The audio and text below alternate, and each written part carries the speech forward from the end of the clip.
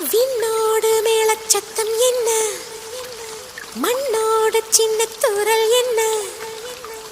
எங்கேதான் சென்றாயோ இப்போது வந்தாயோ, சொல்லாமல் வந்தது போல் இல்லாமல் போவாயோ, தப்பாமல் மீண்டும் சந்திப்பாயோ, நீ வரும்போ